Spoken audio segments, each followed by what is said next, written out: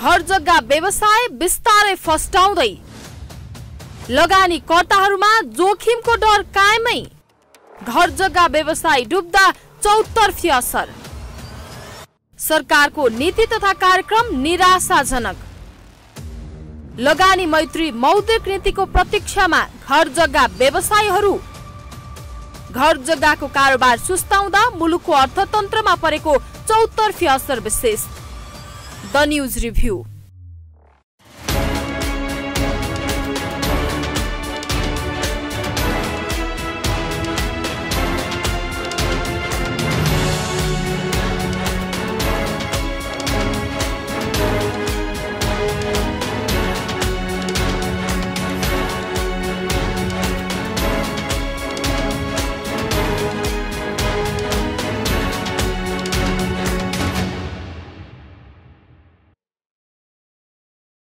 नमस्कार। खास न्यूजको बहुकोणीय चिरफार गर्ने कार्यक्रम द न्यूज रिभ्यूको आजको अङ्कमा स्वागत छ। म सन्तोष पोखरेल। दर्शकवृन्द, महाप्रसाद अधिकारी नेपाल राष्ट्र बैङ्कको गभर्नर बनेदेखि सुस्ताउन थालेको घर जग्गाको कारोबार अझै लयमा फर्कन सकेको छैन। झट्ट हेर्दा घर जग्गाको कारोबार बढ्नु हाम्रो जस्तो गरिब देशका लागि राम्रो होइन। तर घर जग्गाको कारोबार सुस्ताकै कारण हाम्रो देशको अर्थतन्त्रमा चौतर्फी असर देखिएको छ। पहिलो कुरा त सरकारको राजस्वमा भारी गिरावट आएको छ। चालु आर्थिक वर्ष 14 खर्ब रुपैयाँ राजस्व सङ्कलन हुने अनुमान गरिएकोमा अहिलेसम्म पुग नपुग 10 खर्ब मात्रै राजस्व सङ्कलन भएको छ। अब आर्थिक वर्ष सकिन 1 महिना पनि बाँकी छैन। दोस्रो कुरा, घर जग्गाको कारोबारमा आएको शिथिलताका कारण कैयौँ सहकारीहरू डुबेका छन्। सहकारीमा निक्षेप सङ्कलन गर्ने लाखौँ सर्वसाधारणको कन्त बिजोग भएको छ। तेस्रो कुरा, घर जग्गाको कारोबारमा आएको शिथिलताकै कारण बैङ्कहरूले पनि सहकारीको जस्तै अभिगत बेहोर्नुपर्ने सङ्केत देखिएको छ।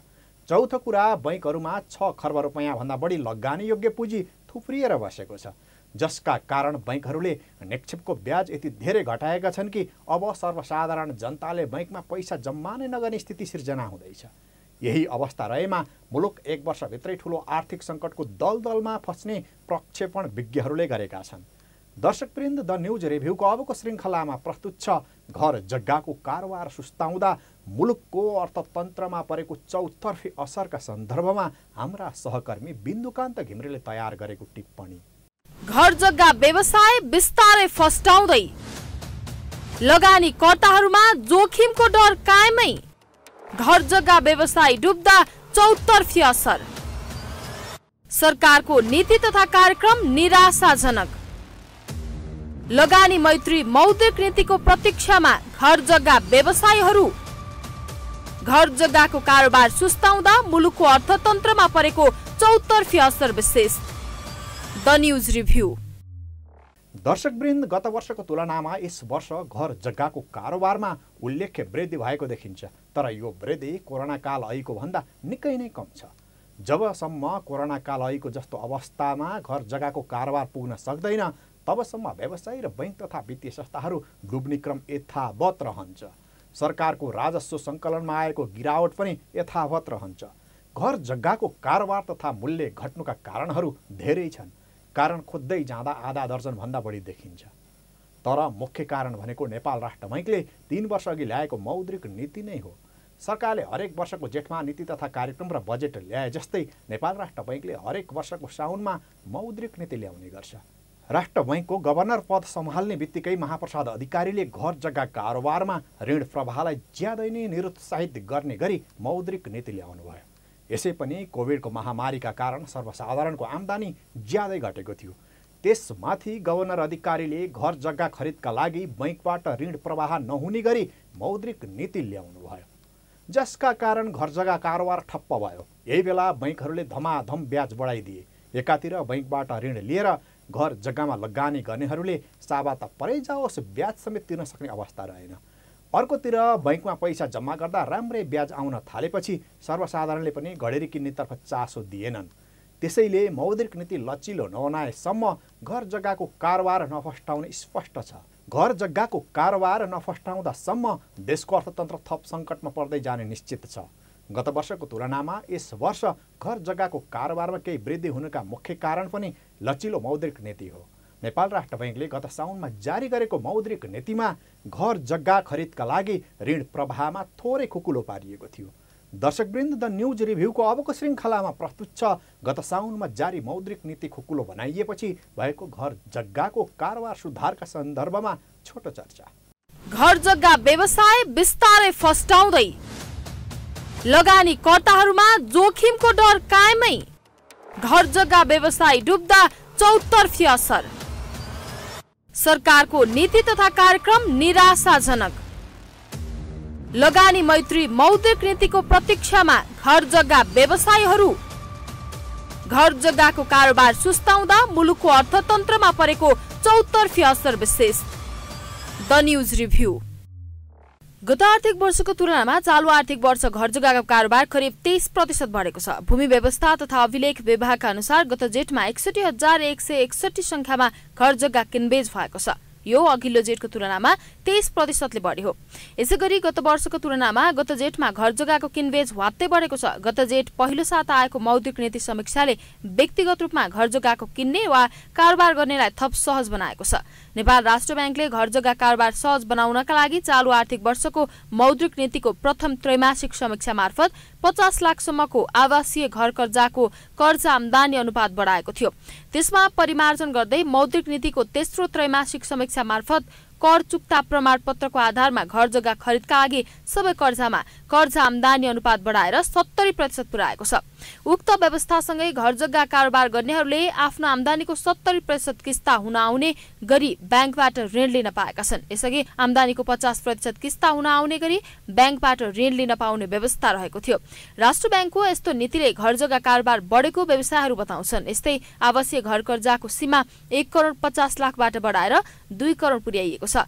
नेपाल राष्ट्र ब्याङ्कले धितो मूल्याङ्कन आधारमा कर्जा पाउने सीमा लोन टु भ्यालु रेसियो पनि उपत्यकाभित्र 30% सम्म झारेकोमा त्यसलाई बढाउँदै लगेर 50% कायम गरेको छ। यसले पनि घर जग्गाको कारोबारलाई प्रोत्साहन गरेको घर जग्गा व्यवसायहरू बताउँछन्। घर जग्गा किनबेच बढेसँगै राजस्व पनि वृद्धि भएको छ। जेठमा घर जग्गा कारोबारबाट सरकारलाई 4,33,92,00,000 रुपियाँ राजस्व प्राप्त भएको छ। वैशाखको तुलनामा 47,54,00,000 बढी राजस्व सङ्कलन भएको हो। यो वैशाखको तुलनामा 12.30% बढी हो। वैशाखमा घर जग्गा कारोबार बापत 3,86,38,00,000 रुपियाँ राजस्व प्राप्त भएको थियो।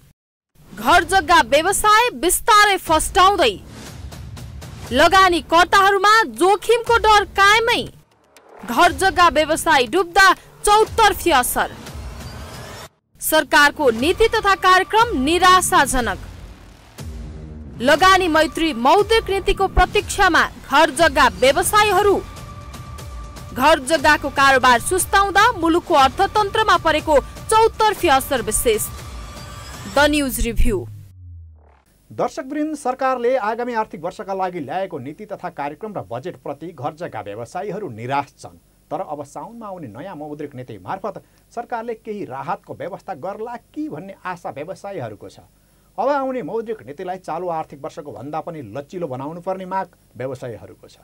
तर राष्ट्र बैंकले मौद्रिक नीति ल्याउँदा व्यवसायीहरूको मागलाई मात्रै प्राथमिकता दिन पनि मिल्दैन। व्यवसायीको यो माग सम्बोधन गर्दा समग्र अर्थतन्त्रलाई सहयोग पुग्ने अवस्था छ वा छैन भन्ने अध्ययन राष्ट्र बैंकले गर्छ। दर्शकवृन्द, द न्युज रिभ्यूको अबको श्रृङ्खलामा प्रस्तुत छ आवासीय कर्जाका सन्दर्भमा कस्तो मौद्रिक नीति आयो भने घर जग्गा व्यवसायीहरू डुबानबाट उत्रेलान्, देशको अर्थतन्त्रले पनि गति लिएला भन्ने सन्दर्भमा छोटो टिप्पणी। घर जग्गा व्यवसाय बिस्तारै फस्टाउँदै, लगानीकर्ताहरूमा जोखिमको डर कायमै, घर जग्गा व्यवसाय डुब्दा चौतर्फी असर, सरकारको नीति तथा कार्यक्रम निराशाजनक, लगानी मैत्री मौद्रिक नीतिको प्रतीक्षामा घर जग्गा व्यवसायीहरू, घर जग्गाको कारोबार सुस्ताउँदा मुलुकको अर्थतन्त्रमा परेको चौतर्फी असर विशेष। The news review. आवासीय कर्जाका लागि गरिने लगानी खासै उत्पादनमूलक होइन भन्ने कुरा दुई मत छैन। तर कर्जा लगानी गर्न सकिने उत्पादनमूलक क्षेत्रहरू देशमा पहिलेदेखि नै अत्यन्तै सीमित छन्। एकातिर ब्याङ्कमा रकम थुप्रिरहने, अर्कातिर कर्जा प्रवाह कम हुने अवस्था सृजना भएपछि सरकारले विगतमा आवासीय कर्जाका लागि प्रोत्साहन गर्ने नीति ल्यायो। व्यवसायहरूले ब्याङ्क तथा वित्तीय संस्थाबाट ऋण लिएर धमाधम घर जग्गाको कारोबारमा लगानी बढाए। घर जग्गाको मूल्य बढ्दै गयो, कारोबार पनि बढ्दै गयो। तर 3 वर्ष अघि सरकारले 81 आवासीय कर्जा प्रवाहमा अंकुश लगाइदियो। 81 लगाएको यो अंकुशपछि घर जग्गा बिक्री हुन छाड्यो, मूल्य पनि वात्तै घट्यो। बैंक तथा वित्तीय संस्थाबाट ऋण लिएर धमाधम घर जग्गाको कारोबारमा लगानी गर्नेहरू त डुब्ने नै भए, सावा त परे जाओस्, ब्याज तिर्न सक्ने अवस्था समेत रहेन। उनीहरूसँगै सहकारीहरू पनि डुबे। सहकारी डुबेसँगै सहकारीका निक्षेपकर्ताहरू पनि डुबे। ब्याङ्कहरू पनि अब डुब्दैछन्। ब्याङ्क डुबेपछि ब्याङ्कमा निक्षेप सङ्कलन गर्नेहरू पनि डुब्ने नै भए। राजस्व सङ्कलन कम भएका कारण सरकार पनि ऋणमा चुर्लुममा डुबेको छ। सरकार ऋणमा डुब्ने भनेको देश डुब्नु हो, देश डुब्नु भनेको सबै जनता डुब्नु हो। त्यसैले घर जग्गा कारोबारलाई 4 वर्ष अघिकै अवस्थामा फर्काउने गरी मौद्रिक नीति ल्याउन व्यवसायहरूले गरेको माग देश र जनताको हितमा छ भन्ने दृष्टिकोण अर्थशास्त्रीहरूको छ। यति बेला ब्याङ्क तथा वित्तीय संस्थाहरूमा लगानी हुन नसकेको रकम 6 अर्ब रुपियाँ भन्दा माथि छ। यो रकम आवश्यक कर्जामा प्रवाह हुने गरी मौद्रिक नीति ल्याउने हो भने तत्कालका लागि देशको आर्थिक सङ्कट टर्ने निश्चित छ। तर दीर्घकालका लागि भने घर जग्गा कारोबार व्यवसाय फस्टाइरहने सम्भावना ज्यादै नै हुनेछ। नेपालमा घर जग्गा कारोबार तथा मूल्यमा भारी गिरावट आउनुको कारण कोरोनाको असर तथा कडा मौद्रिक नीति मात्र हो भन्ने विश्लेषण गरियो भने धेरै नै अदूरदर्शी हुनेछ, किनकि कोरोना त न्यू मात्रै हो। घर जग्गाको कारोबार तथा मूल्यमा भारी गिरावट आउनुका अरू धेरै कारण छन्। महानगरका उपमहानगरपालिका तथा नगरपालिकाहरूले करको भार अत्याधिक थोपारेका छन्। युवाहरू विदेश पलायन भइरहेका छन्। जन्मदर घटिरहेको छ। घर जग्गा व्यवसाय बिस्तारै फस्टाउँदै लगानी कर्ताहरूमा जोखिमको डर कायमै। घर जग्गा व्यवसाय डुब्दा चौतर्फी असर। सरकारको नीति तथा कार्यक्रम निराशाजनक। लगानी मैत्री मौद्रिक नीतिको प्रतीक्षामा घर जग्गा व्यवसायीहरू। घर जग्गाको कारोबार सुस्ताउँदा मुलुकको अर्थतन्त्रमा परेको चौतर्फी असर विशेष। The news review. दर्शकवृन्द, मौद्रिक नीति लचिलो बनाएर घर जग्गाको कारोबार लयमा फर्काउने कोसिसले देशको आर्थिक समस्यालाई तत्कालका लागि त समाधान गर्ला, तर दीर्घकालीन समाधानका लागि विकल्प खोज्नु जरुरी छ, किनकि कारोबार बढ्ने भनेको मूल्य र मागका आधारमा हो। दर्शकवृन्द, न्यूज रिभ्यूको अबको श्रृङ्खलामा प्रस्तुत छ घर जग्गामा लगानी गर्न नयाँ पुस्ता डराउनुको कारणका सन्दर्भमा छोटो चर्चा। घर जग्गा व्यवसाय बिस्तारै फस्टाउँदै लगानी कर्ताहरूमा जोखिमको डर कायमै। घर जग्गा व्यवसाय डुब्दा चौतर्फी असर। सरकारको नीति तथा कार्यक्रम निराशाजनक। लगानी मैत्री मौद्रिक नीतिको प्रतीक्षामा घर जग्गा व्यवसायीहरू। घर जग्गाको कारोबार सुस्ताउँदा मुलुकको अर्थतन्त्रमा परेको चौतर्फी असर विशेष। The news review. सरकारी कर्मचारी, राजनीतिक नेता तथा कार्यकर्ता, व्यापारी, व्यवसाय एवं हुने खानेहरूले हो शहरी क्षेत्रको घरेडीको मूल्य महँगो बनाएको। तर उनीहरूले नै यति बेला धमाधम घर घरेडी बिक्रीमा राखेका छन्।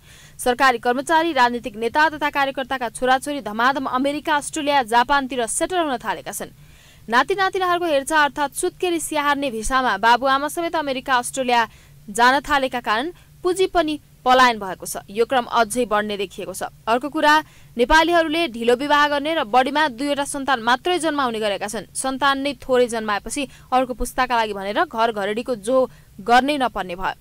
अहिलेको युवा पुस्ताले जोडेको घर घरेडी नाति पनातिसम्म पुग्ने स्थिति बनेका कारण अब नेपालमा घर जग्गाको कारोबार नफस्टाउने करिब करिब निश्चित छ। यही हालत हो भने राजधानी काठमाडौँ उपत्यका, त्यसमा पनि काठमाडौँ महानगरपालिकाको जनसङ्ख्या स्वाट्टै घट्ने अवस्था छ। यसै पनि 2068 सालको जनगणनाको तुलनामा 2078 को जनगणनामा काठमाडौँ महानगरपालिकाको जनसङ्ख्या उल्लेख्य रूपमा घटेको तथ्याङ्क आइसकेको छ।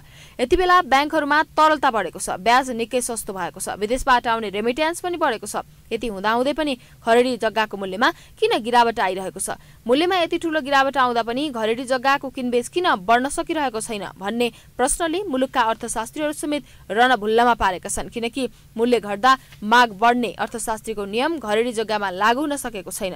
यसको कारण के होला? खास गरी यो प्रश्नको उत्तर अर्थशास्त्रीले भन्दा पनि समाजशास्त्री तथा जनसङ्ख्याविदहरूले दिनुपर्ने बेला आएको छ।